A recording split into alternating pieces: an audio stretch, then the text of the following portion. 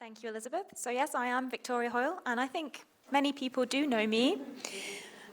Just before we begin, I just wanted to introduce you to the people who are sitting in the front row, who have helped and supported me through this research process, and who've contributed enormously to the MIRRA project. And so I'll just introduce them, and then they will speak later and introduce themselves, I'm sure. So starting from the end, we have Sam. Hi, Sam. Brett. Emmanuel. Darren. Isa. John George.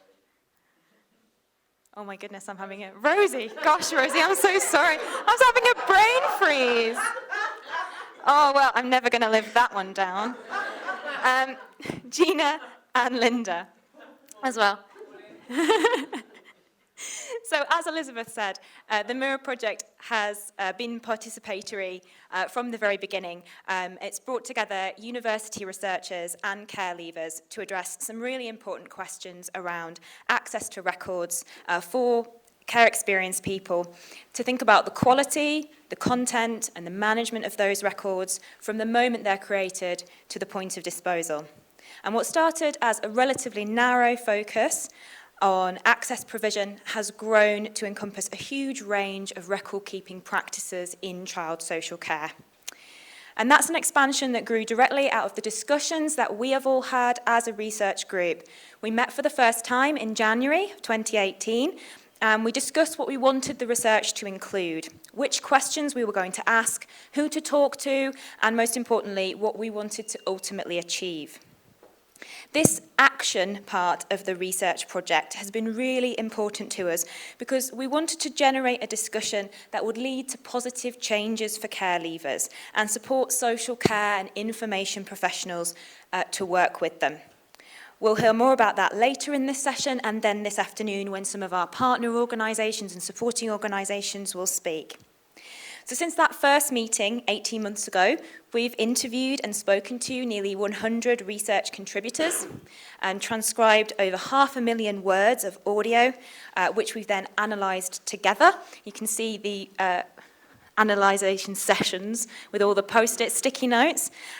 So our conclusions come directly from this body of research. At the outset, we identified 4 key groups to speak to. These were care experienced people, care leavers over the age of 18 whose records we're talking about. Social care practitioners who create and use records in their work. Information professionals who manage and provide access to those records. And academic researchers who may wish to use records in their studies. In between and overlapping these core groups are other stakeholders who emerged throughout the project, including carers and family members, regulators like Ofsted and the Information Commissioner's Office, funders, government departments, local historians, and ICSA, the current independent inquiry into child sexual abuse in the UK. Each of these groups has a perspective on child social care records and different rights and needs in those records. For care leavers, the records may represent the only access to the circumstances of what happened to them as children. They may contain information that's critical to their identity, as well as details of their past, which they never knew or have forgotten. They have a right to request those under the Data Protection Act, as Elizabeth Denham explained this morning. So that has been the primary perspective that we have taken in the research, the perspective of those people who have this intimate, personal and unique relationship with the records. But we do recognise that practitioners and professionals also have record-keeping needs. So social care practitioners, they need records to do their jobs and to protect children. We recognise that that can sometimes seem like a burdensome and time-consuming process. Information practitioners, for them, the records are part of their organisation's account of itself and its actions.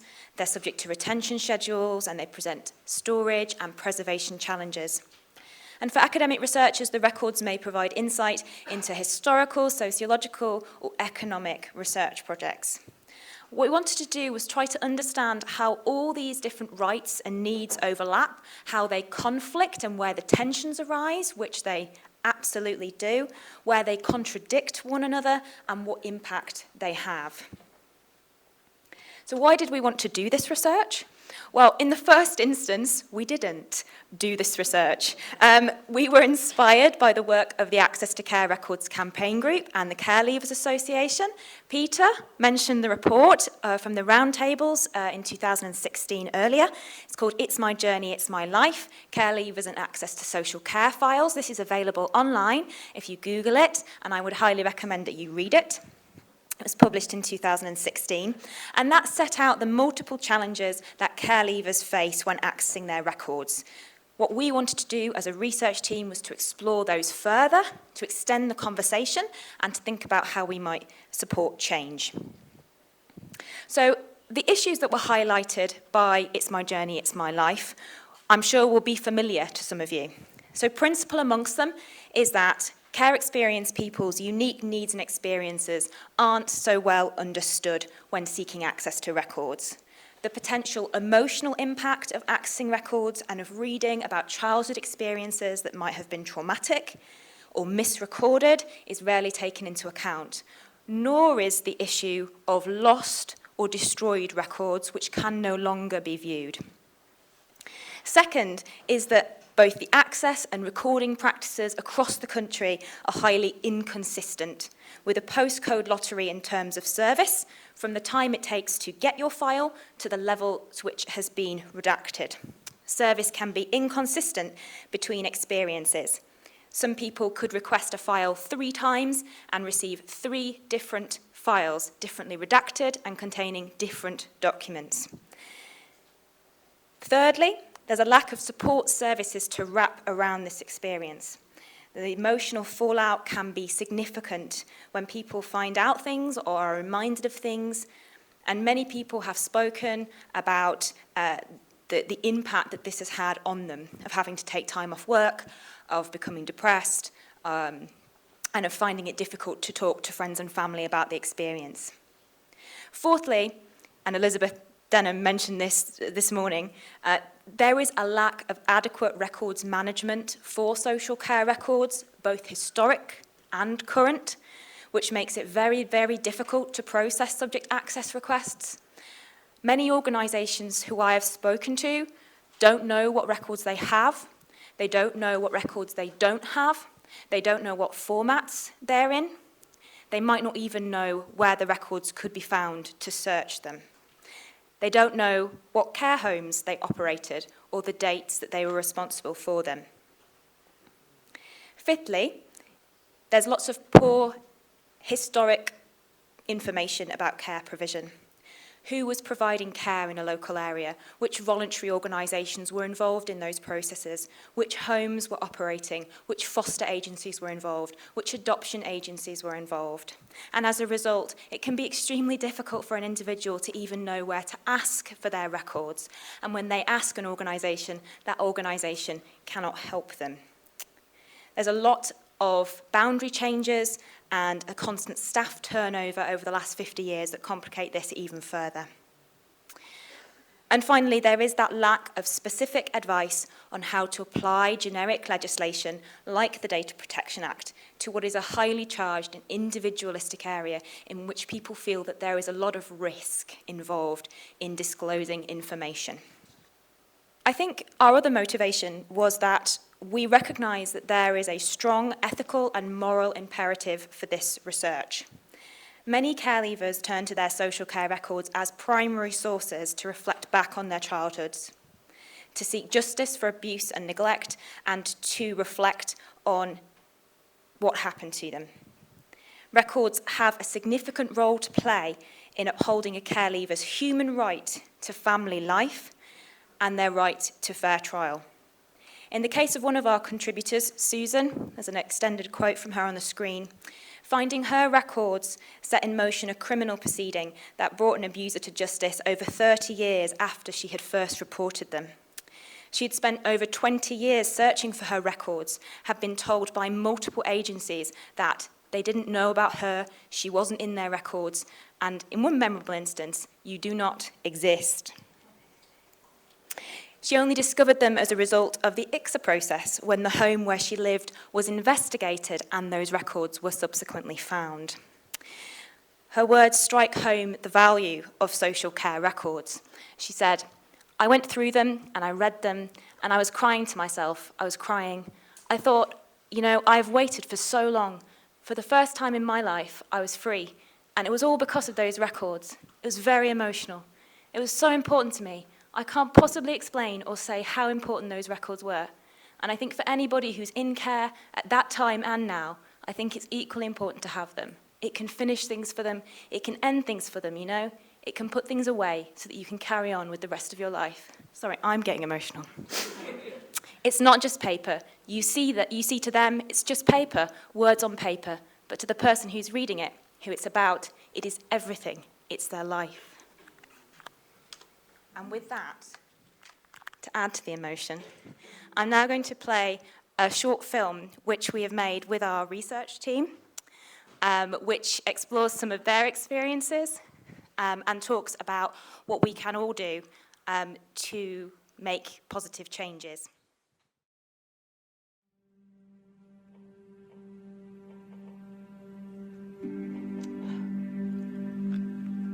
In the MIRRA project, Memory, Identity, Rights in Records and Access, a group of researchers from UCL has worked together with the Care Leavers Association and a participatory research group of care leavers and care experienced people. We have tried to bring together our understanding of records management and information access and governance to try to understand how that can be used to improve the lives of care experienced people.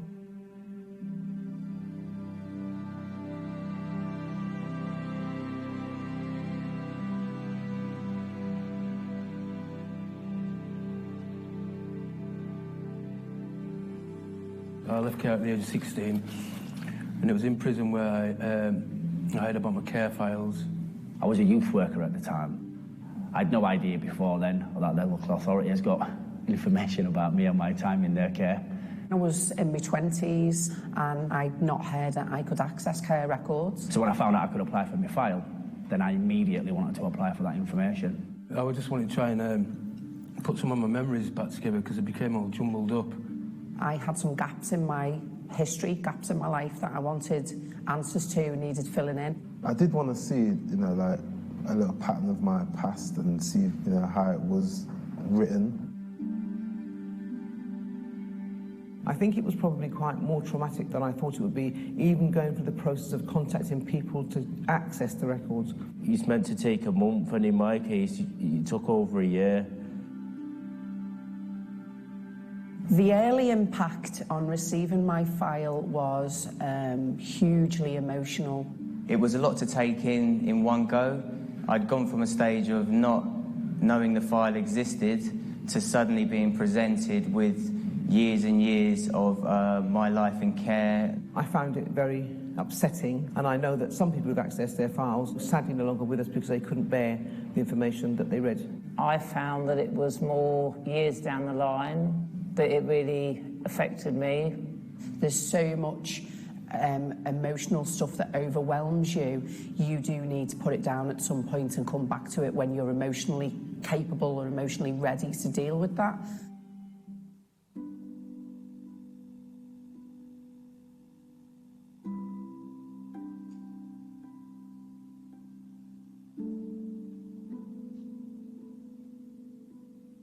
There's a real responsibility for practitioners to think about how that information might be received, in particular if it refers to a time of life where there was trauma. One day there's going to be someone like me that gets the whole collection of these reports, and that's my life.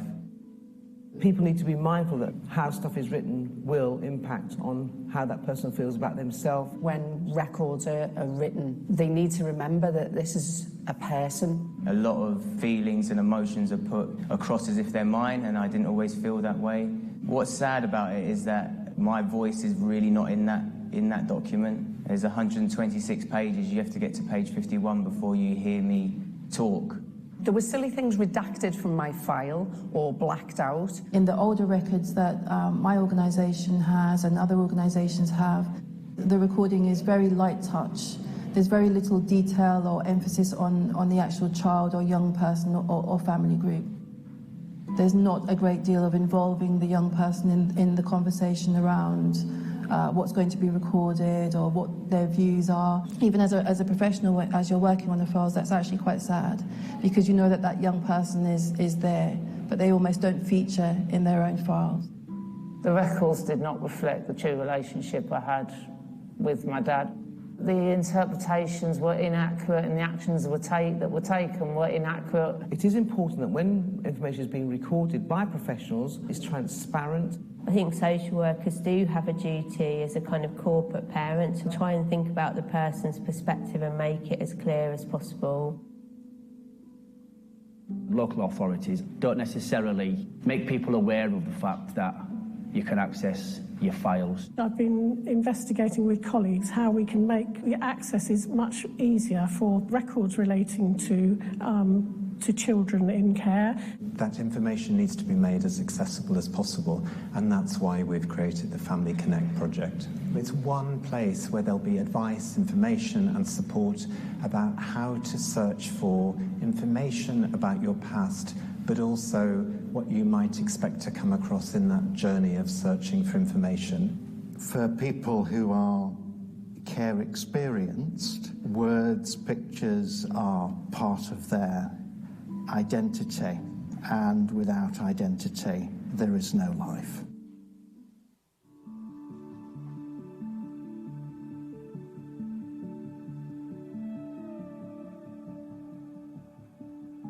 Our hope is that through the MIRRA project and through the partnerships that we've built during the course of the research, that we'll be able to make a real tangible difference in supporting care leavers to exercise their information rights, at the same time as supporting social workers and information practitioners to understand their information responsibilities.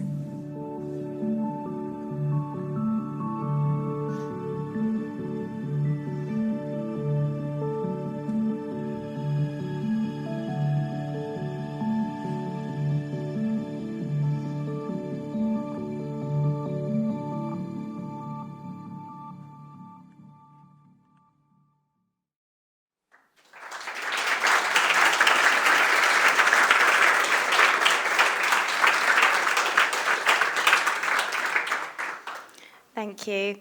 And thank you to everyone who took part in the filming. I think nearly everyone who took part in the filming is here today, or at least is coming later on. And it was a great pleasure to be part of that and put that together. The film is now on YouTube, and I will circulate a link following today. We would like you to share that as widely as possible. If you want to embed it on your website, whatever you would like, just let us know and I can send you the file information. So local authorities and organisations who look after children, whether they are voluntary or private, have a legal responsibility to ensure that certain information is captured and preserved about each child in their care. This has been true to a greater or lesser extent since the Children Act of 1948, and subsequently there's been a bewildering range of legislation and regulation that has set out what records should be created, when and by whom. Since 1989, those records, as far as they pertain to children in care, have to be kept for 75 years, and that's on the understanding that they are an important resource not only for the accountability of the care provider, but for care leavers who want to access that information in later life. I think the film makes that point very clear. But as we've heard, there are many issues with that and with the interpretation of the legislation. My colleague Elizabeth will talk more about the legislative framework in just a few moments. What results from that process of record keeping is commonly known as a care file, although it's very unlikely that it looks like this these days. It's a compilation of professional observations, reports, assessments and plans that has no real equivalent in family life, whereas care leavers may have very few photographs, keepsakes or memory objects from their childhoods. If and when they request access to their records, they're confronted with this product of a bureaucratic system that has analysed their every action. As Australian care leavers Jacqueline Wilson and Frank Golding, who's here today, have observed, this is a scrutinisation by official gaze. It seems like a form of surveillance, and I remember John George memorably saying to me in his interview that it was a little bit like being under observation by the Stasi, which, at the same time, it may be a good thing about having been in care, as suggested by other contributors to the project, for whom it may have provided access to the minutiae of a daily life from 20, 30, 40 years ago.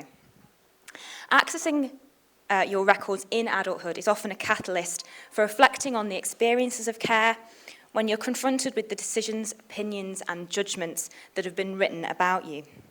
I'd now like to invite any members of the research team who would like to contribute to share their thoughts on the research and the experience that they have encountered. Would anyone like to go first? Darren's studiously on his phone. He's not looking at me. Do you want to go first? Darren's going to go first. Do you want to? Yeah.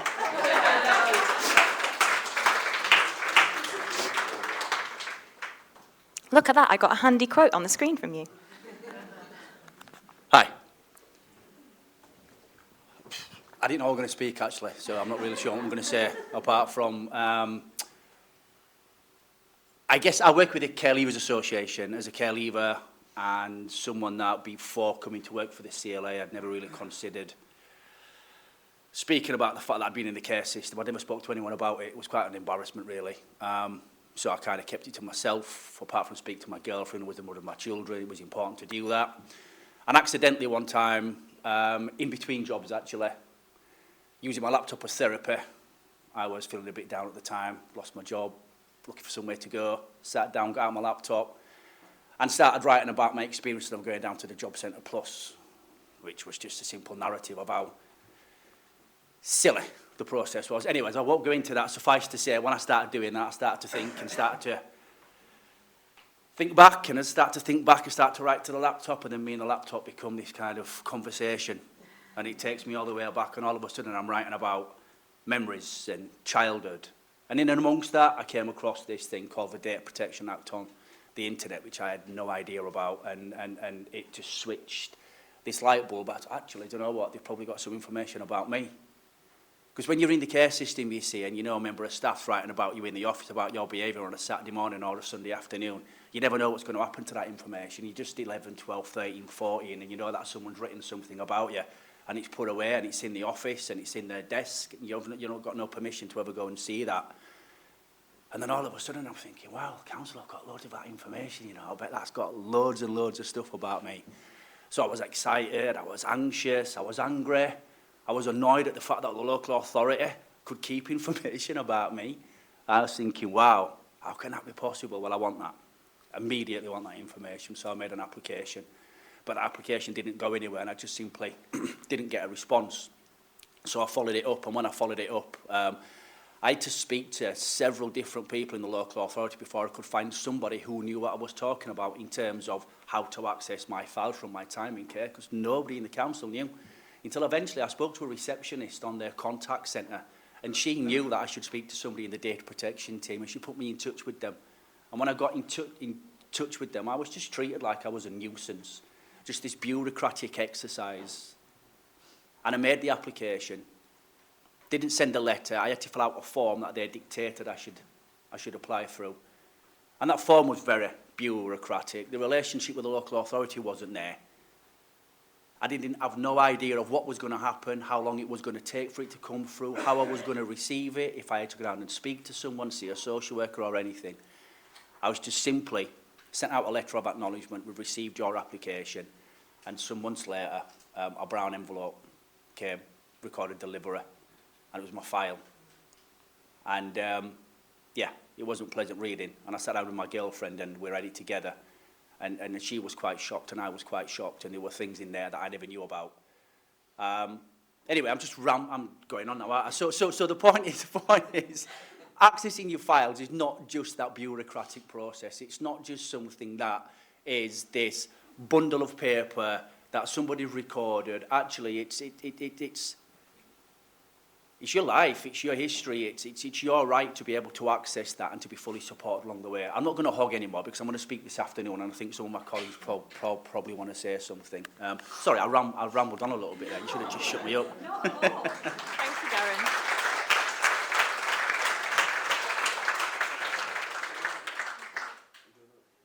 Who's going to go next? Go on then. Gina. Oh, you're in the order that I put you on the screen. It's awesome.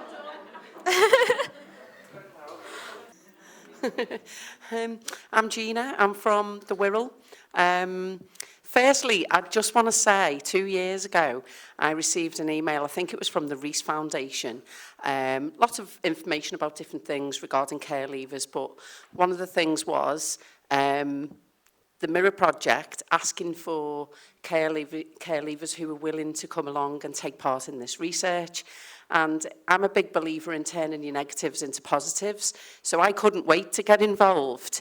I really felt that putting what I'd been through in my childhood and my past was able to be put to some really good use. And being part of this project for the last 2 years has been absolutely fabulous because other care leavers, you'll probably be with me on this, you feel that we're beneath society somehow, we're just a job to someone, and this made me feel really important, like my story is worth telling. So with that, I'll get to the actual story. So I was in care between 1972 and 1990, in and out of care, 5 different foster homes, 3 different children's homes, and a hostel. I suffered from emotional abuse, very, very screwed up as a child, which I took into adulthood. Again, feeling that I was beneath society and not really worth much. When I was about 26, when I'd left care, I very quickly made my own family because I was craving love and craving attention. When I got to about 26, I had 3 children and I was divorced by then. So things didn't go well. Made a lot of mistakes in my quest to find a lovely family. I had been back to my mum. The contact was always on and off with my mum. Didn't have any contact with my dad at the time. And I asked her, where had I been? Where was I? Who had me? And there was this missing link to the past that I needed. I had questions that I needed to answer. And it's not like a normal family environment where you can just go back and ask for photos or ask for that information. In some cases, there's not any parents at all. There's no contact. So these files are all linked to the past. They're the missing piece of the jigsaw. So I found out through a fellow care leaver that I could access files, and again, like Darren, I had no idea that there was this information being held on me. I was told to go down to my local council. I was given a form to fill in and told it would take several months. And what I will say is, I think I was one of the lucky ones who had a good experience receiving my file. I know that's not generally the case, and everybody should have the same experience. But anyway, I applied for my file. Lovely lady called Julie, I'm sure she won't mind me mentioning her. She became personally involved, and I got a call asking me to go down to a local family centre where I could read my file, and she sat with me and supported me through the whole process. And when she brought the file out, it was like 2 huge big brown files, 2 separate ones. There was like medical documents and hospital things like that, and then there was the social services side of things. And I remember feeling quite daunted. She had post-it noted my file with things that were sensitive, things that I may not have remembered, and they'd come back, like dormant memories. And anything that was sensitive or upsetting, they'd been marked. Now, obviously, a file this big, not going to get through it overnight. Read through a chunk of it, and then you've got to, like I said in the video, there's emotionally, you need to be ready to process that information, and you've got to put it down at some point and come back to it. But the social work, am I rambling? Yeah.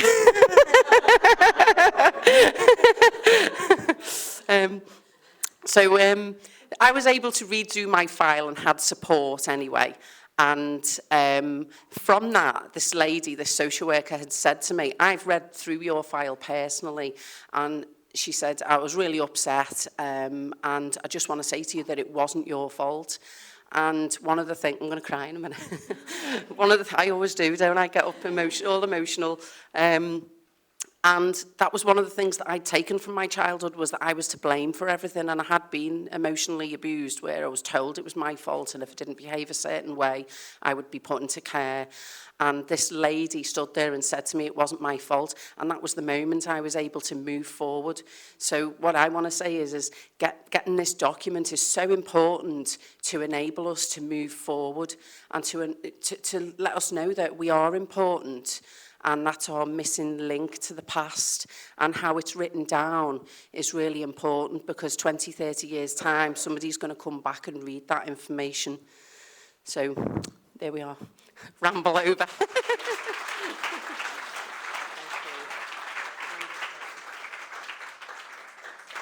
Thank you. I think Linda's going to come up next. I'm not very good at public speaking, so forgive me. I've spoken on the video about the impact of accessing my records, and you've got my case study. I want to say a bit about the actual day that I was taken into care, and how my memory on that day and my records reflect how unfeeling this was handled. I remember my headmaster coming into my class at the end of the day saying, "Great news, Linda, we found you a new family." I thought, what are you talking about? I already have a family. I don't need another one. So I didn't have a clue what was going on. I was only 7. And I did feel like I was being kidnapped. I mean, I wasn't being kidnapped, but that was how I actually felt at that time. On the journey, the social worker seemed to think that I should be very excited about this new family, and that I should be asking whether they had a dog or a cat and all the rest of it. And I was like, well, are my family dead? Is my dog dead? Why do I need this new family? So where am I going now? Now, you might all be wondering what on earth has all this got to do with access to records, but how I experienced it was how it was written in, I'm rambling now, in the file. I was described as very odd child, that I wasn't bothered whether this supposed new family had a cat and a dog. She seemed to think that I should be finding this whole experience very exciting. You can't use language like a new family if a child already has a family, whether that's good or bad or indifferent or whatever. It's not a new family. It's like this forever family phase I can't be doing with, because you are discounting the birth family, and whether that child loves their birth family, hates their birth family, whatever, you can't use language like a new family, because it's not a new family. When I got there, their own children being children, were trying to console me with their own teddy bears and all the rest of it. And I didn't want their teddy bears. I wanted my teddy bear that the social worker hadn't even bothered to even collect for me. I literally was taken in the clothes I was in. And in my file, I am described as an ungrateful child for not appreciating their efforts to cheer me up. Reading all this years later makes you feel like you were odd, responding in a very odd way when in fact I was responding in a very normal way. But you still feel you are odd, wrong and at fault. And I remember that day as clear as today. My last placement was a children's home, which was the best placement. And when I say that to people, they look at me like I've grown horns. Because I suppose they think of Oliver Twist and cold porridge and all the rest of it. But in comparison to my first 2 foster homes, I would say that children's home was my saviour. The tone of the records changed completely. For the first time of reading 3 years of notes, there was positive things. I was actually being described as a human being with normal feelings, rather than being blamed for my reactions. it was bittersweet in a way, because it was great to read something so different, yet sad that it took about 3/4 of my file to get to a human understanding of me, of Linda as a child. I truly believe that this placement saved my life. And had I not gone there, I don't think I would be here talking to you alive today, because I think I would have killed myself, ended up in an institution, or I don't know what. But I do not think, had I not gone to that last placement, I would be here today. And that's how different that last placement was in comparison to my 2 first placements. And when I got the notes for my last placement, I actually doubted whether they were mine, because the tone was just so different.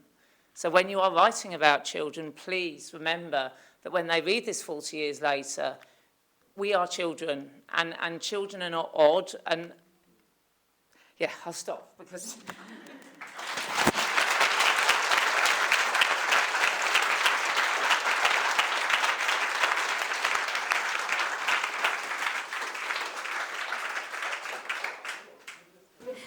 So now, Rosie. All right, hello. I have prepared something, but I'll probably just try and use bits of it. But I went into care at the age of 2 years old. I was born to, I'll give you a brief background, white mother. My mum was fine, she was lovely, but my dad was from Jamaica, and because she had a black child at that particular time, it wasn't very acceptable. So her family rejected her, and so she had to put me into care, which was supposed to be temporarily, but in those days, the social services weren't as they are today. So she had no accommodation, and the benefit system wasn't as it is today. So I went into care and remained in care till I was 18. In different places. I was brought up in first 10 years in Wales. Then I went to a lovely place called Alresford in Hampshire, and then I went in to Lambeth for the last 4 years of my life, which was a big downfall. But anyway, as we know, the Lambeth redress scheme is going on now. But in terms of, I'm actually a social worker myself, but I'm not going to disclose as to what local authority I work for. I won't have a job on Monday, so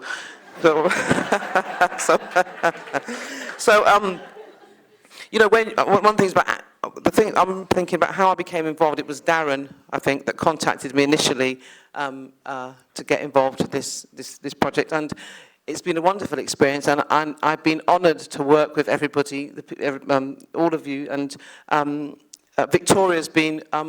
I was just thinking about it. She's been so respectful with the information we've given her, and she's recorded it very sensitively, and she's never made us feel as if.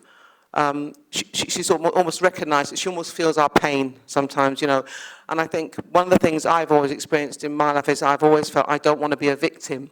So I've always gone the complete opposite way to prove that I'm not a victim. But of course, if I'm being honest, we're all victims in our own way. And of course I've been a victim, and I've had many, many struggles in my life as a result of being brought up in the care system and maybe not being listened to. I wouldn't say my experiences were terrible. I was happy in Wales.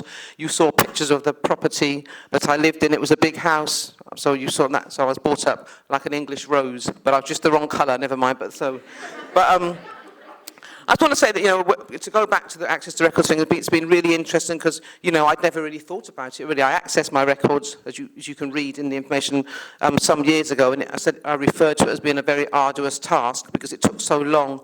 And in fact, the files remain under my bed, and I've read bits of them, but I actually don't want to read them. And I'm actually presently involved in the Lambeth redress scheme, and I was asked recently by the lawyer who's representing us, do I want to see my Lambeth files, because she has them, and I just said no, I'm not going through that process again, so they can stay where they are. But it's quite interesting, because obviously having been a social worker for years and having prepared files for redaction myself, I think that, obviously I know there's a need for stuff to be redacted because of legalities, but I think that local authorities need to stop being so concerned. I think that gentleman over there mentioned earlier on about the concerns that local authorities have about giving information, people reading information. I think the thing about accessing records, it should be young people, children in care, and people who've left care, should be made to feel that it's an important part of their life, and it's perfectly fine for them to access their records. It shouldn't be seen as, oh God, here we go, quick, what have we got to hide? which is why they're so heavily redacted. When I first saw my files, which was many years ago, there were 4 big black folders. When I got my files, it's now a box this high and this long. So some of the stuff, and when I read it, I didn't have a bad life in Wales. I quite liked it. Obviously, as a social worker, I can look back and see I was troubled emotionally because I was separated from my family. But I'm able to look at the positives about it. It was a countryside, we went horse riding. I can't really say it was an idyllic setting, and I wasn't really ill-treated, if I'm being honest. I wasn't understood and I wasn't listened to, but I was fed and clothed and watered and got my camaraderie from the other kids. We all supported each other. There were 30 children there. But just to go, I don't want to go on waffling on. We've all said we're waffling. See, we're all made to feel like we waffle when we're brought up in the care system. Just aware that, when you are in care, everything you do is recorded and analysed, and very often coming to the wrong conclusion. And this is often in people's files. We must remember that once information is recorded and a reputation has been given to a child or a person, it's very hard to shake that off. So when you're 10 years old, and this isn't my experience, and you hit someone, and then it's put in the file, this young Johnny is aggressive. When Johnny's 17, they'll still be saying, oh, he's aggressive. And you'll say, when was the last incident? And they'll say, oh, 15 years ago, but the reputation's still there. So what I'm trying to get at is the importance of recording information, and also, what I've said on the last meeting is, it's not just a file, it's a life story, or it's part of a life story. A file is a piece of paper, it's not a file. And I think that the powers that be, like policymakers and managers of local authorities, they need to sort of try and find a way to have a more transparent approach to accessing records. And I think care leavers are often made to feel as if they're doing something wrong when requesting access to files. And then I'm just talking about the redaction, when often vital pieces of the story are taken. And as I said earlier, we should be working towards limiting redaction. I think, I can't think of much else to say, but I'm going to tell you a little story, which is again, it's about information, and I'm going to finish. But I've also in the care system. My mother had another child who's much older than me, and she's white. Anyway, there's a website called Their History, and there's lots of photographs of there and information about children who are in the care system, mainly children from the National Children's Home and Barnardo's. And there's a picture of me on this. There's a couple of pictures on this site, because the person who set it up was in a children's home in Wales that I was in, but I didn't know him. He was there after I left. And I thought, as I said what's been written in the pamphlet, that I never knew my dad. I was always curious about my dad. In fact, there was very little in my file about my dad. I think that was the main reason I wanted to access my file, because I wanted to know my dad. I wanted to see my dad. And I, on this website, so in December the 28th, 2009, I got a phone call from a dear friend of mine called Clive Williams, who lives in Swansea and was also in the National Children's Home. And he said he'd received an email in terms of the website, and somebody had seen a photograph of me and said they wanted to know more about me. So Clive said, we want more information. So this man then wrote an email back and say, my father gave me this picture of this little girl when she was a baby, and her name is Rosemary Walter.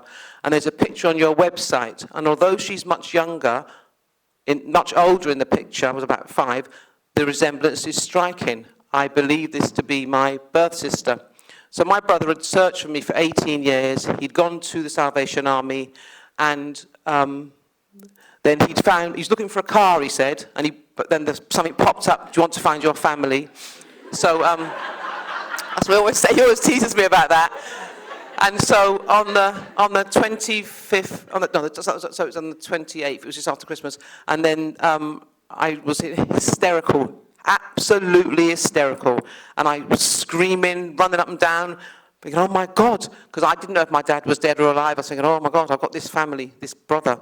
So the following day I waited, so Clive emailed back and gave him my details, and I was waiting. Then the phone rang, and we spoke for 4 hours, and he said that my dad had died 11 years previous, but I had a sister who'd also died, but I also had a brother in Jamaica. So on the That was so in the August, myself and my brother over here, Will, and my daughter, I have 3 children, she's my youngest, we went to Jamaica and spent time with my brother in Jamaica.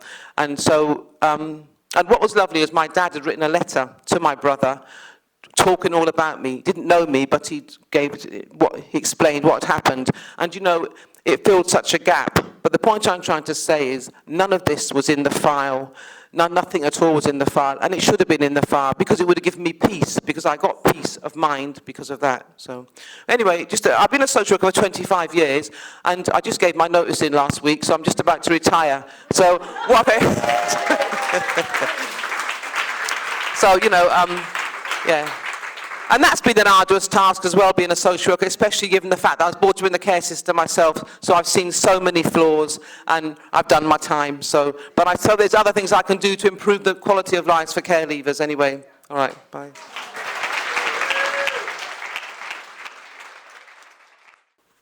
Hi, I just want to say thank you to everybody involved in the project. It's been an incredible experience for me to meet everybody, and I found out about the project because I actually work here at UCL in the medical school, and I was reading the newsletter and suddenly saw we were involved in this project and got in touch with Victoria and then became part of the project. So I feel really humbled to be here today. So my file, I actually brought my file today. So this is my file. I love that they put it in a red folder. So there's 126 pages, and so it was a bit like how Darren got his file. So at the time I was working for a bank, and I heard about the data protection law, and this is 20 years ago now. And I went home and I suddenly thought, I've been in care, there must be records about me. So I phoned up my council and spoke to a woman, and she said she'd look into it, and then I forgot about it. And then about 3 or 4 months later, I was rushing to get to work. I remember it pouring down with rain. It was dark in the winter, just setting the scene. And I literally ran into the postman, and he asked me to sign something. I stuffed it in my bag, this brown paper bag. I got my bus. It was funnily enough, it's the 126 from Dudley to Birmingham, and there was 126 pages, which is always random. And I got on the top deck, and off we went. It was about an hour's journey, and then I remembered, that package. And I went into opened up the brown paper bag, and there was this folder.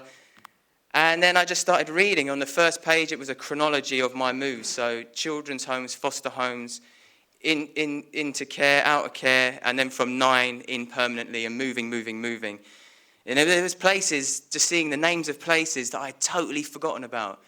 And suddenly this burst of memories. And then I start reading the reports, and it was just like getting shot down. And I remember just putting my hood up and just crying my eyes out, but I couldn't stop reading because it was like this fascinating story as well. And there was a part of me that was in it, and it was me, but then there's another part of me, an adult, that's reading about this kid, and I kind of want to go in there and help this young guy. And so I've had it now, the file, for about 17 years. When I went traveling as a 22-year-old, I remember someone saying to me, I was traveling for 2 years, and they said, you've got to travel light, take as little as you need. And I actually took the file with me. I hardly ever read it, but I just had to have it with me. And my wife's here today, and she'll tell you, I keep it by my bed. I've never really thought deeply about it, but it's just always there. And so it's been an incredibly important document for me, and it's helped for me to have, over time, to get some kind of, I don't think resolution's ever the right word, because you never really resolve these things, but reading all the different stories and the different interpretations of who I am or who I was has really helped me to just kind of let some stuff go. And if I could leave just with one message, there's thousands of things I've wanted to say and I've forgotten all of them. But I would say when you're writing these records, just be authentic. just be authentic. We can take it. You know, the good, the bad, and also think about the little things, because a lot of that's in there, the big cataclysmic things, the really difficult things, some of the mundane things that you wouldn't think to document. They're really important, and when they come up, they're like this kind of like shiny diamond, and there's one bit in there, and it says Pat listens, and I've written, and I'm only on one page where I've written, and it just says Pat listens, something good that's happened in the last 3 months, case review, and it just says Pat listens, and that is one of the most powerful bits of that, because I now remember Pat Gregory, she being a champion for me, and suddenly all those memories opened up for me, and so it's a wonderful, wonderful document for me. It's been a really difficult time over the years reading it and processing it, but you know, kind of lucky to have a document. Not many people have something quite like that. So as difficult as these things can be, yeah, very fortunate. And so write good stories. Thank you. Thank you.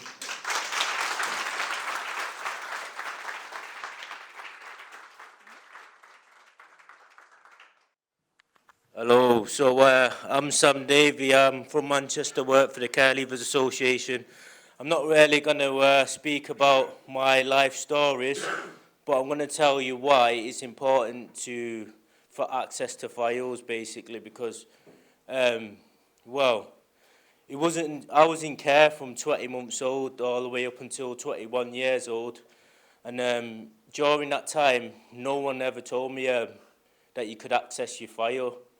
And growing up as a kid, I never knew who I was. Like, I didn't know nothing about my inheritance. I didn't know where my dad was from, where my mum was from.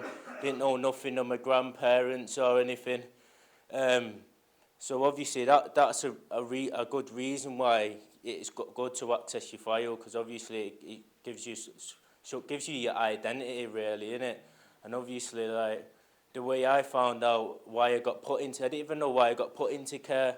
And when I found out I got put into care, I was in prison, you know what I mean? And it wasn't a nice time. And the reason they told me why I got put into care is because my son was born while I was in prison.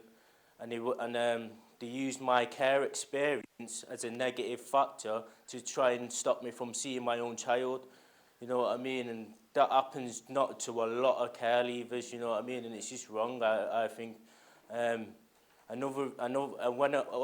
was in care, yeah, I never knew why my dad wasn't in my life, yeah, and I think if someone just put in my file or told me why my dad wasn't in my life, yeah, because he was obviously was a violent man and he was alcoholic and he had some wrong beliefs is the reason why, but I never knew that, you know what I mean? So I think when you're putting these files together, that it'd be good to like see why these people have been taking out your life and stuff like that, you know what I mean? And you just got to remember that someone's going to read it at the end of the day, innit? Like, obviously in my file, yeah, they speak about me negative because I was an angry young person, you know what I mean? And like, I was just a little kid, mate, torn away from my family, you know what I mean? If someone showed me love, yeah, I wouldn't have been angry, you know what I mean? But that's what the care system's missing, it's love. No one wants to give these children love, yeah? And like, without love, yeah, I work for probation now in the Care Leavers Association. I've had to do child awareness. Like, if a child suffers from neglect, they can end up with learning difficulties, you know what I mean? So the care system definitely needs to give love to these children. So, yeah, that's just all I wanted to say. Thank you.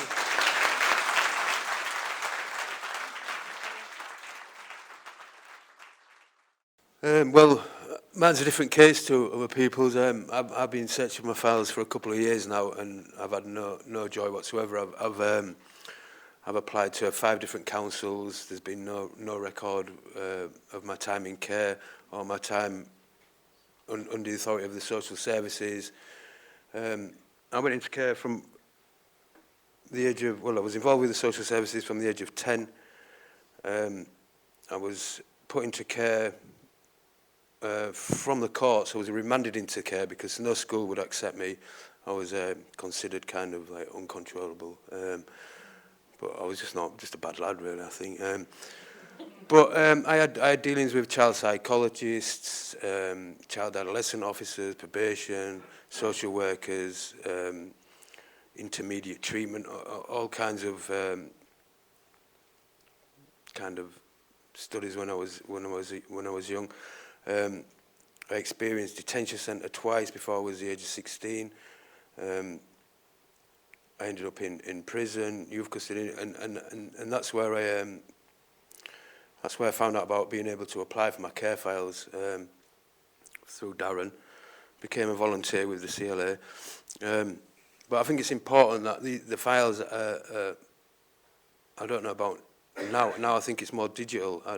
In the 80s, I think it was more paper, and I think if they have been destroyed, maybe there should have been a paper trail or some evidence that it has been destroyed. You know, I mean, I had help from Uden, from Bernardo's. I mean, I've searched quite far afield for these files, and I was. It's a lot of years have been lost. Memories are all jumbled up. I'd like to know what the child psychiatrist had to say about me. All these kind of things. It's quite confusing not having the files. Yeah, so I think what we need to do is kind of make sure these files don't get lost or keep them, you know, not in the, like I was told this morning, probation officers, you know, they'd empty the office and they'd take the files and they'd put them in the garage and they'd sat in the garage for 25 years, and, you know, that's somebody's life. Yeah. So I'm still having trouble trying to find my files, so, yeah, I don't know what else to say, but that's about it.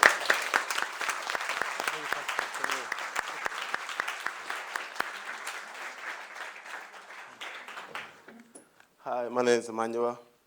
Yeah, I'm a care leaver. I'm from the Nottingham area, if anyone knows about, you know, where Nottingham is. But yeah, my experience in care is a bit complex and a bit, it's a weird one really, I have to say. Because yeah, I was a little rebel when I was growing up, and I used to rebel a lot and get myself into a lot of trouble. So I was remanded into care through the local authorities, and at the time thinking it was going to be, you know, a good thing, me going into care, even though I'd been brought up in a big family, a loving family and stuff, but found myself obviously going through the court procedures and stuff and being remanded into care, thinking it was going to be a better, you know, a good situation, you know, better future, whatever, or learn me some rights and stuff. Well, it was a negative one from the jump, from the start. Basically, with being physically abused and being told to beat up the people that they were sexually abusing in the care system and stuff, and having ran away and telling the police what was going off at the time. They weren't listening. They just put me back in there and fobbed me off basically. And that was that. And I remember one time I was moved to a care room in Mansfield. I don't know if anyone in there knows about Mansfield. So, yeah, from the day I was in there, I think it was the next morning, I was just racially abused straight away. Told all sorts of names and stuff and asked to get out and find my own way back home. So I was a bit confused, like, what do you mean, like, find my way back home? I've been put here through local authorities. Why do I need to find my way back home? You're supposed to look after me and stuff. So it wasn't until I spoke to one of the care leavers who basically made the journey on foot a few times back to Nottingham. So I remember saying, listen, like, you better not be talking no F, you know, like, is this the route, like, left, right, and a straight road? He went, yeah, listen, I've done it before, seriously, that's the route. So, that was it. Sorry about that. But yeah, so basically, I was told, take a left, take a right, and it's a straight road back. And I was like, well, you sure that's the route? And he was like, yeah, seriously, I've done it like 3 times. 'Cause I wasn't staying there, I was getting off, and I was thinking, nah, F this, I'm not staying there. So basically, I took the journey and I was walking. I remember walking for ages thinking, when's this journey going to end? And I was just walking and looking back thinking, shall I just go back? And yeah, from the grace of the Almighty, obviously it was the right route. And basically I got home basically. I remember telling my mum, she burst out in tears, like, what the Ross, rah, them do this and do that. And I was like, yeah, I'm not going back there anyway. If the police come, it is what it is, I'm not going back there. So that was a little bit of the journey, basically, being in care, the negative side of it. There wasn't even no positives, basically, other than me growing up the way I am now and trying to seek better and do positive from all the negative situations I've been in, basically. I've been thinking of writing a book, basically, of my past and stuff. So I'm seeking a ghostwriter, basically, because when it comes to writing and stuff, yeah, it's a bit technical, but yeah, so it is a beautiful story, basically, and it is, even if it's a negative one, it is something that needs to be out there, and people need to be aware of about these, situations of people being in care, and especially in my situation, there's a lot more care leavers like this, basically, that have gone through a lot of negative and not really said anything about it. They just kept it inside, basically, and I don't think that's right. I think, everyone needs to tell their story and everything needs to be out there so people can do better and be aware of, people's situations, basically. So, yeah, pardon? Yeah, I have accessed my records. I did, yeah, sorry, I forgot about that. But yeah, I did. Yeah, I did. And it was only a little bit. Obviously, I know there was a lot more to it, a lot more to it. But at the time, I was putting in a claim, basically, regarding the situation I was put in. And it was my solicitor who told me to basically access it. And because I was in prison at the time, I had to go through a wing officer who had to identify me as the person that was sending it to. So that got all done and everything. And basically, when I went back to my cell, I'd just seen a little brown envelope on the floor. There was no additional support or anything like that. I just dealt with it in my own way, and the best I could. And then I moved on to an open prison, which I gained, through trust and through, me being disciplined and stuff. And I met Darren, my good mate here. And I just filled in a form basically regarding, I'd never seen it before, regarding have I ever been in care and stuff. So I filled it in to my best ability and stuff, and then that was it. Then I met Darren, and I stayed in the group ever since, helping a lot of care leavers access their files and stuff. And yeah, I'm here today, holding fort and keeping strong and keeping the faith. And yeah.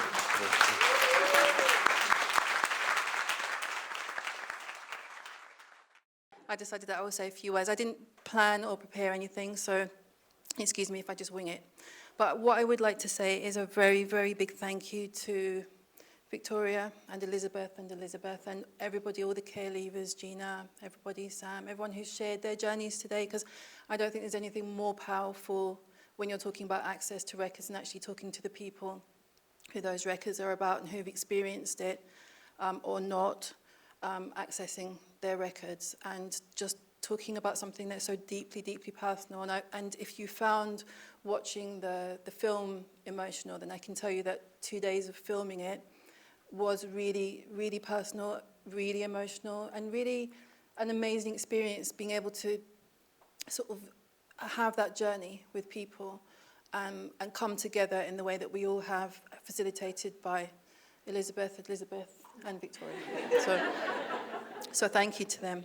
As I said, or I'm not sure if I said or not, I am a care leaver and a data protection manager, and I don't talk about my care experience. I talk about it from the perspective as a practitioner, because I firstly haven't accessed my records. You might be interested to know. And it's very strange because I've been reading care records in a data protection environment for 14 years. And I think one of the things, I don't define myself necessarily as a care leaver, so reading my records is not terribly important to me. But the very interesting thing that I've never shared with anybody until today is that I feel like I've read my records over and over and over. because in reading the files I've read myself in those files many times, and there's a catharsis. I guess one of the things that we're looking for, we want to put a jigsaw together, we want to understand what our experience is, but part of that is from a cathartic, therapeutic perspective, ideally. You want to be able to understand so that you can move forward. And it's interesting that I actually feel I've done that in reading other people's files. And there are many files I've read that I just skim read them and I don't actually acknowledge the person or think very much about the information. I just want to read it, redact it, or hopefully not, and get it out in 40 days or 30 days or whatever the law says. But there are some that you read it and actually you go on a journey as you're reading it with that person. It's not you, but you can identify so much with what you're reading and you connect emotionally, which is why a lot of us try and reach out to clients when we're processing files, because you know sometimes some information about them that they don't even yet know. And that puts us in a really privileged position. So I'm quite proud to be able to have been doing this job for that many years. I've used my experience as a care leaver, I think, as opposed to identifying as a care leaver in front of you today. As I said, I identify as a data protection practitioner, but I have used my experience in the job. So my approach when I'm looking at files is very much from I understand what it feels like perspective. Even though I haven't accessed my records, I know what it is to be a care leaver, and therefore I incorporate that into every aspect of what I do on a daily basis. And my approach to reading files and the empathy and just the judgment, the ability to be able to form a judgment, to know instinctively, how to apply the law, because this is all about the law, as the other Elizabeth reminded us this morning, but it's about so much more than the law. And the legal framework is only a part of what we do. There are so many things that are far more important than what the law says. But I do incorporate my experience into my job and on a daily basis, and I think that has helped me sort of personally, I think, on my journey as a post-care leaver and as a data protection practitioner. And I think finally I wanted to say that, and I know I'm preaching to the choir here, but there are so many good data protection practitioners, and we hear a lot of negative stories, and we have heard today about people's experience of trying to access their records, but there are so many really good practitioners out there, my own team at Hertfordshire being the best. So thank you. So thank you to everybody for sharing, for speaking so wonderfully and movingly about your experiences. I'm now going to talk a little bit about the findings of the project, what we've learnt from the many interviews that we have done. And many of these things will be familiar in terms of access to records from the It's My Story, It's My Life report. I think by speaking to a wide range of people about records issues, we've been able to come to some really strong research conclusions. Firstly, on access to records, the provision of access is wildly inconsistent. There is very good practice in some areas, and I think that is something good to take away from this research project as well. You'll find in your packs from today some practitioner perspectives, which outline some of the best practice, better practice that we've come across during the course of our research project. But unfortunately, these are the exceptions rather than the rule. Practice across the country is extremely poor because generally the protocols and procedures for access to records just don't take the needs of care leavers, the experiences of care leavers into account. This unique personal relationship with the records that we've heard so much about already this morning is overlooked, and too often the subject access request process is treated as just one more office job. Our second observation is that the experience of making the subject access request, even the terminology of that, being a subject making an access request, replicates all of those dynamics about powerlessness and a lack of self-determination that people have experienced in adulthood. Receiving a formulaic template letter which acknowledges your request for your own information, receiving information about the redaction of so-called third-party information. The terminology third party referring in this case to your parents, your brothers, your sisters, your aunts, your uncles, your friends, your carers, the people who have looked after you when you were a child. All of those things contribute to making people feel a sense of disenfranchisement throughout the whole process, that they are not a person, they're a subject. The redacted text that many people experience, and I know that Jackie, who's here today, is going to talk about her experiences of receiving her redacted file later. The redacted text, the extent of the redactions for this so-called third-party information can feel like another way of the care provider, the local authority, the state, asserting control not only over your person, but over what you're allowed to know about yourself. And I think it's an incredibly disempowering experience to think that a person in an office in a local authority can read all about your life, but you're not permitted to read about it yourself. Our third key observation is that each request and each person making a request is complex, and that shouldn't come as a surprise because we all know how individual we are with multiple needs. Access is not a single moment in time. It's not the moment that you submit your subject access request. It's often been coming for many, many years. It's been an emotional process to arrive at that point. And then, as John George sort of explained, after you receive your file, it then stays with you. It becomes a part of who you are. So long after the people who've processed your request and sent you your redacted text have forgotten everything about it, it is still real, still a live issue. An understanding of the records evolves over time, and it can lead to questions and follow-up, in some cases decades later. I think, finally, in terms of access to records, we suggest that our research does highlight the inadequacy of the current legislative framework and the need for a greater understanding of rights and responsibilities of all parties involved in the process. But I won't say too much about that because Elizabeth will in a second.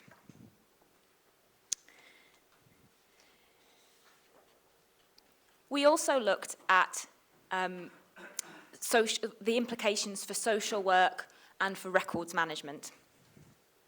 So recording of children's lives is ubiquitous. It's everywhere. It's happening in multiple places at once.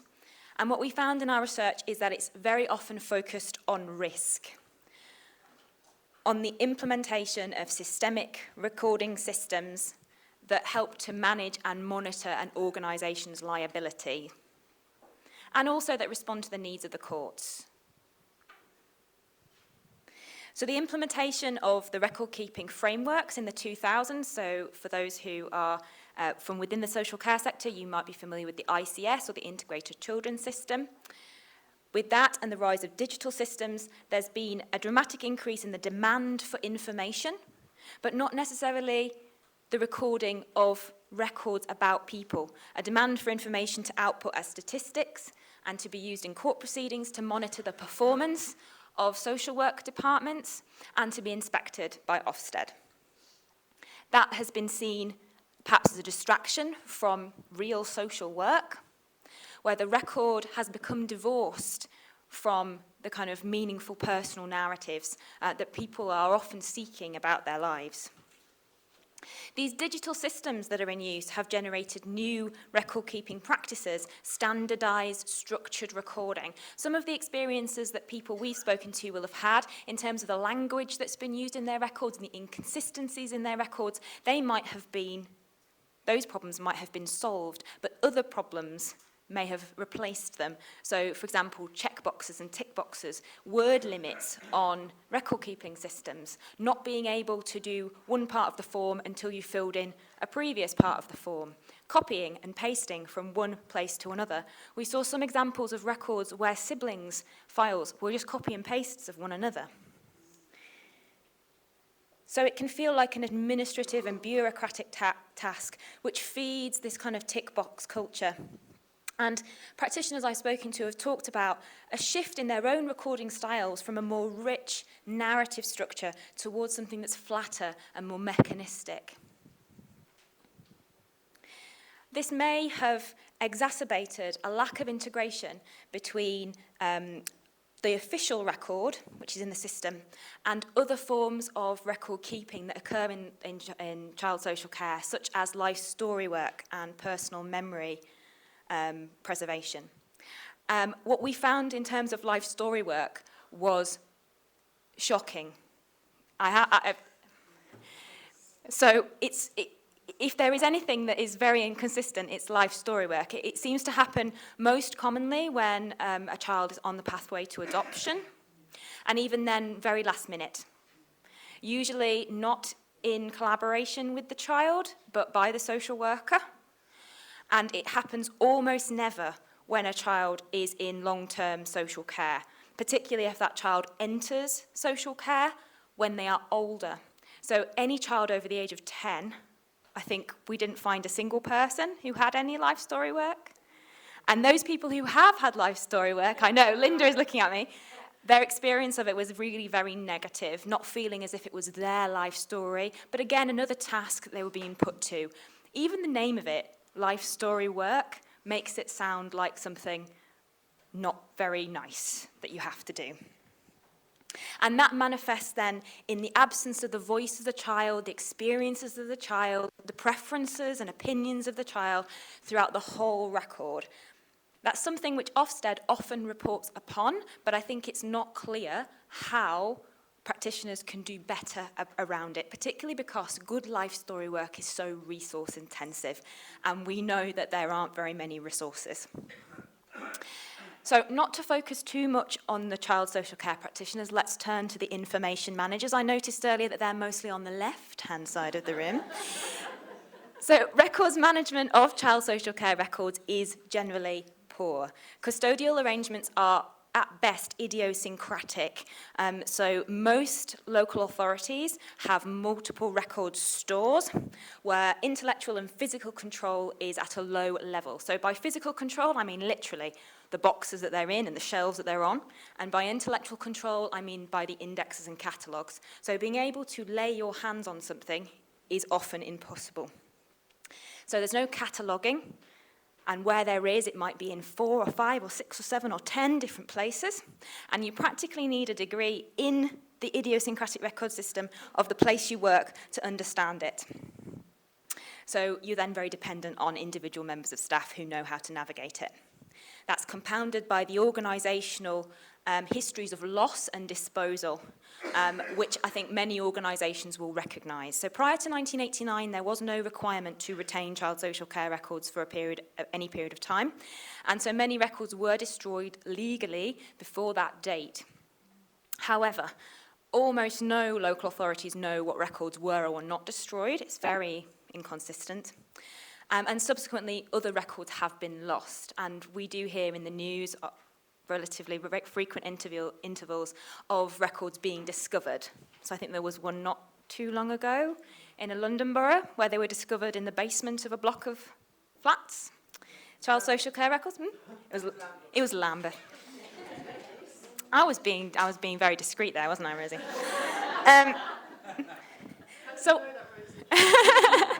So all of this does lead to confusion about where records are kept. It makes it very difficult to apply the retention guidance. If you don't know what you have, how do you know how long to keep it for? And it leads to a lot of the circulation of a lot of mythical stories. If I counted up how many care leavers I've spoken to who have been told that their records were destroyed in a fire or a flood, I would be surprised to learn that there had been so many fires or floods. So again, some of these problems do stem from legislative and regulatory problems, which I alluded to earlier, and I'm now going to pass over to my colleague, Elizabeth Lomas. We'd just like to go through and just raise a few more points in some of our outcomes and actions. So the legislation's been mentioned quite a lot. There's a myriad of legislation that exists. Obviously, it's all come into force with the intention of doing good things on the ground and changing what happens on the ground.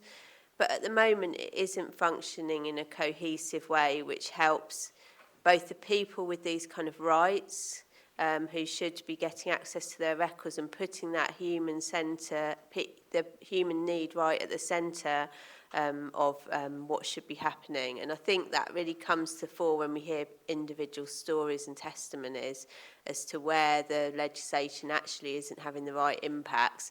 It is a myriad of legislation, so the people that are working with this, the social workers, the data protection officers, and records managers and archivists, really have an issue working through all of this. So we're hoping that some of our guidance will help to simplify this.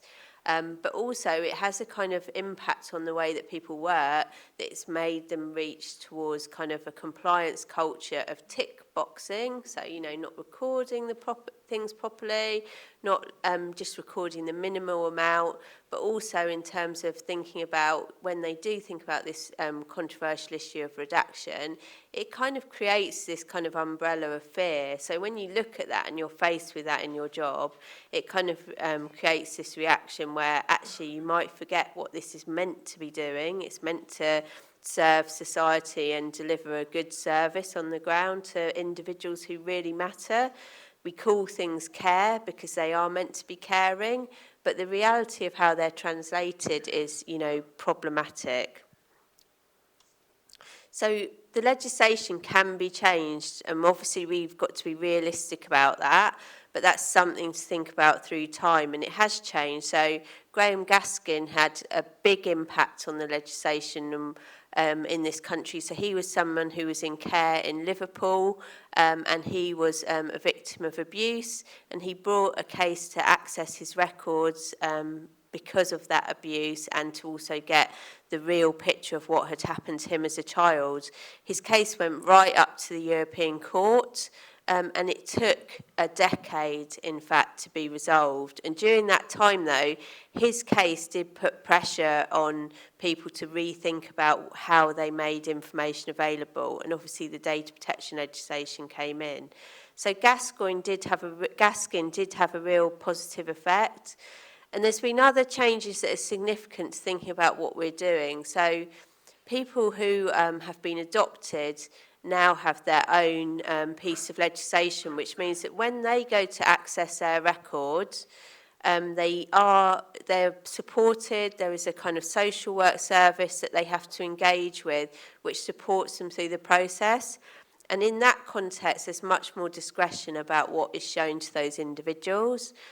And actually, you know, there's very little difference in terms of the needs between someone who's been adopted and someone who's been in care. So that's something to give consideration to. I've also put on there another piece of case law as well as the Gaskin, which is Pete, who spoke up in the audience's case, Darren versus Dunn, which again made a difference because now if you access and you're trying to get access to your file through a solicitor for legal reasons, that trumps privacy considerations. So Peter's kind of work has also changed processes and practices and what happens. So we can change these things, but they're not easy. So the other thing is to work within the law and to provide better best practice.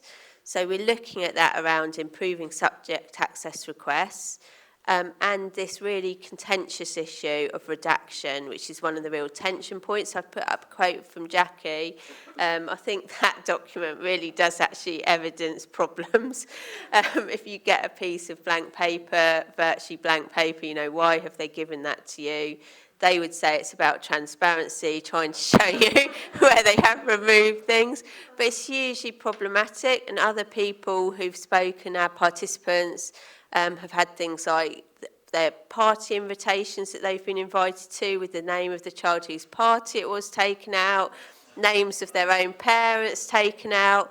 So some of these things are just poor practice on the ground. And obviously Isa, who spoke before, is obviously a shining example, as she pointed out herself, of how, you know, not to do it. So there is some guidance and training that can be done. So we did find that there are problems with how the regulations and legislations are interpreted on the ground. Also in terms of how the legislation looks at understanding that person. So the rights and the realities about whose information it is. Is it the organisation's information? In the Gaskin case, the judge actually said if that material is on a file that has been created for that child and the support and guardianship of that child, it is the child's file, you know, it is their material.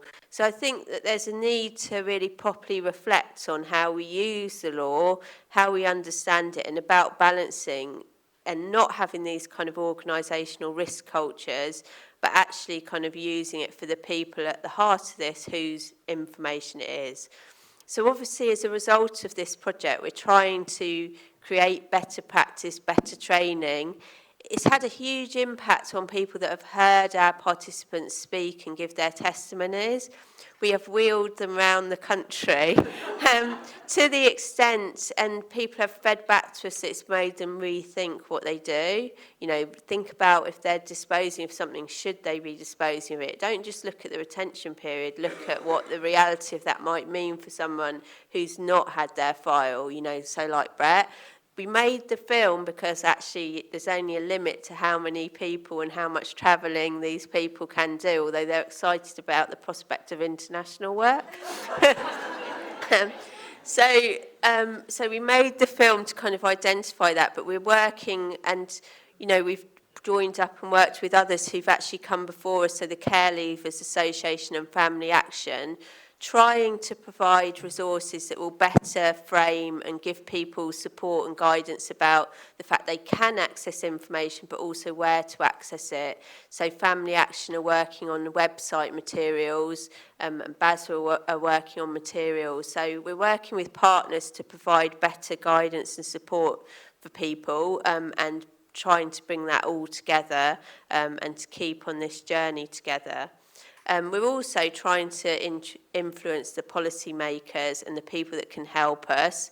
So we've looked at things like with Ofsted about tell us where there are examples of good practice to try and encourage that good practice.